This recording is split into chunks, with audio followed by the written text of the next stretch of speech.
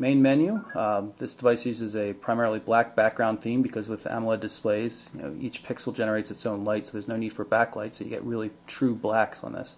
And the upside of that is you also, whenever there's black, it requires no extra power, so you get better battery life if you're using a primarily black theme like this. You can see it's a very pretty looking device. Here's the main menu. Scrolling is fairly smooth. Frame rate's still not as good, and it seems like this device could use a little bit more CPU power. Can't always keep up. There's some other Samsung devices that do a better job, but still pretty decent to work with in general. I'm going to activate the camera by holding down the shutter button for a second. Camera makes use of the capacitive touchscreen quite nicely for all sorts of controls. Easy to configure the flash, change exposure, some different scene modes. There's even smile shots, so when you focus on the person, you press the button, it doesn't take the picture until they smile. Frames, panoramic mode, all sorts of things. You can of course also switch into video mode. Here's the settings. Settings aren't quite as nicely organized. It takes a couple more taps to get things done than it probably ought to. One too many OK buttons have to be pressed, things like that. In general, it works pretty well though. It's organized, you can get things done, and you're not going to be in here too often anyway. Take a picture by pressing the shutter button partially. You get focus, little indicator in the center of the screen turns green. Press it all the way to take the photo. And by default there's no auto review because this device seems to run really slowly when auto review is on. But when you do want to look at the photos, you just press the button down here to get into the gallery. And again, you'll notice there's some CPU issues. While things come up, some things come up nicely. Sometimes the scrolling gets overwhelmed and you can see it starts getting a little choppy and a little more difficult to use. It just seems like it needs more CPU to get through things. Back button takes us back to the camera.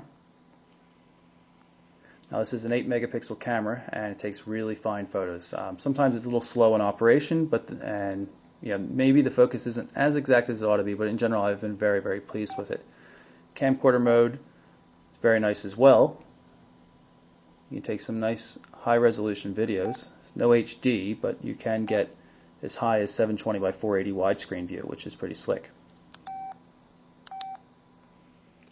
There's multiple ways to look at your photos. Easiest to go into the My Files. It's a typical file browser kind of system. You can see by default it comes up in a list mode. If you tap this little control here, it'll go into a grid of thumbnails though. There is a more interesting way to look at your photos as well, but again it seems to be kind of CPU constrained. So the photo browser here organizes by date and does it in a landscape format. So you can see right now it says March.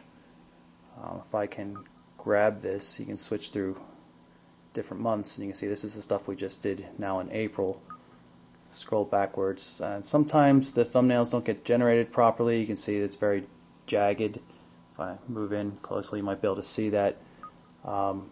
Works, but it doesn't work as perfectly as it probably should. It just needs more CPU power to keep up with what's going on.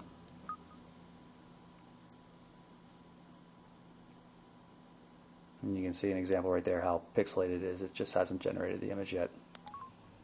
Got the web browser loaded right now. This is the mobile version of the MobileBurn homepage. You can see scrolling just by dragging. It's nice smooth animations.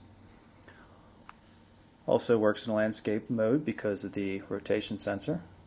You see this little indicator down here in the bottom corner. If I tap on that, it brings up the controls so I can see what's going on. You can go through and you can look at history, change URLs, whatever you want to do like that. Favorites. We're going to pull up the non-mobile version of the MobileBurn site. It's going to take quite a while to load though because this is a edge connection. Even though this is a 3G device, it just doesn't support 3G in the United States. I've got the full version of the MobileBurn webpage pulled up right now, and I'm going to go into full screen mode by tapping on this control. And we're going to switch over to landscape mode just so you can see how well it handled the rendering job. You can see it looks pretty accurate. Now we're going to zoom out a bit using the volume control. And you can see it's not a great way for zooming. Yeah, the control's a little slow, and it's not nearly as simple as just being able to double tap on something, which some of the other devices Samsung makes allow for. But you can see the rendering quality is quite good in terms of the layout. Everything is really the way it's supposed to be. You can see that we select a link, tapping it once, and tap it again to activate it. You hear the little beep, and there's a little haptic feedback there, and you can see the data indicator up top showing that we're downloading data now. So it's a pretty good browser. Definitely need a 3G connection for it, though. This Edge connection really is the pits when it comes to web surfing on this thing. But nice browser overall. We just wish that it had more intelligent zooming controls rather than having to rely on the volume control.